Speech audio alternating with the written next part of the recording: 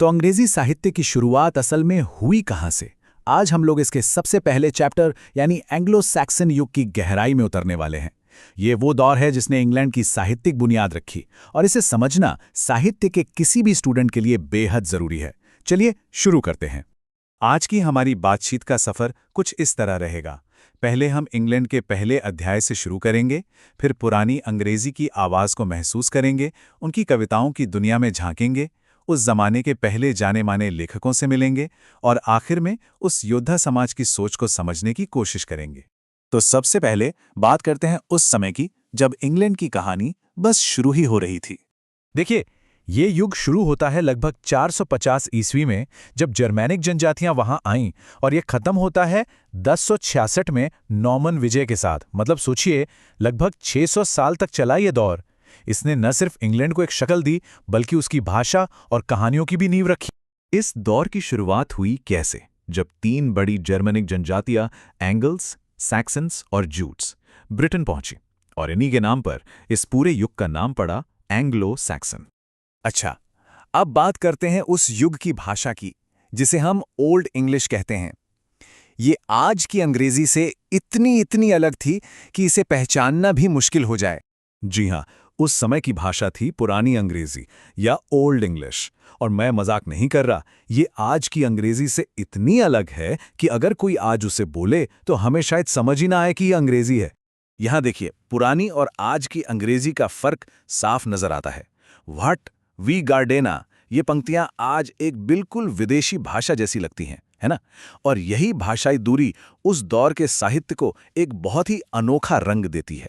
उस दौर का साहित्य ना ज्यादातर लिखा नहीं जाता था, उसे सुनाया जाता था। स्कोप नाम के कवि होते थे जो जोर जोर से कहानियां सुनाते थे। उनकी कविताओं में एलिटरेशन यानी अनुप्रास का बहुत इस्तेमाल होता था। और कहानियों के सेंटर में क्या होता था? वीरता और भाग्य, जिसे वो लोग वर्ड कहते थे। तो भाषा की बात हो गई, अब देखते हैं कि वो आखिर किस तरह की कहानियां कहते सुनते थे। एंग्लो सैक्सन साहित्य को हम मोटे तौर पर 4 हिस्सों में बांट सकते हैं। एक, वीर कविताएं जैसे कि बियोवुल्फ। दूसरी हैं शोक गीत या एलिजीज, जो किसी नुकसान या अकेलेपन पर लिखी जाती थीं। तीसरी हैं ईसाई धर्म से जुड़ी धार्मिक कविताएं। और चौथी, इतिहास लिखने वाला गद्य। और इन सब में बियोवुल्फ का नाम सबसे ऊपर आता है। ये सिर्फ एक कहानी नहीं, बल्कि उस जमाने की वीरता, वफादारी और किस्मत से लड़ने की पूरी सोच का एक निचोड़ है। इसीलिए इसे इस दौर का सबसे जरूरी ग्रंथ माना जाता है, कोई शक नहीं। तो अब जरा उन लोगों की बात करते हैं जिन्होंने ये सब लिखा। ये वो समय था जब गुमनाम कहानीकारों के दौर से निकलकर हमें कुछ कवियों के नाम मालूम होने शुरू हुए थे। इस युग में 3 नाम बहुत अहमियत रखते हैं: कैडमन, सिनेवुल्फ और राजा एल्फ्रेड द ग्रेट। देखिए, कैडमन को पहला ज्ञात अंग्रेज कवि माना जाता है।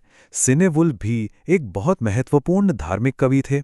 और राजा एल्फ्रेड द ग्रेट, वो सिर्फ एक शासक नहीं थे, बल्कि एक स्कॉलर थे जिन्होंने पढ़ाई लिखाई और साहित्य के ट्रांसलेशन को बहुत बढ़ावा दिया।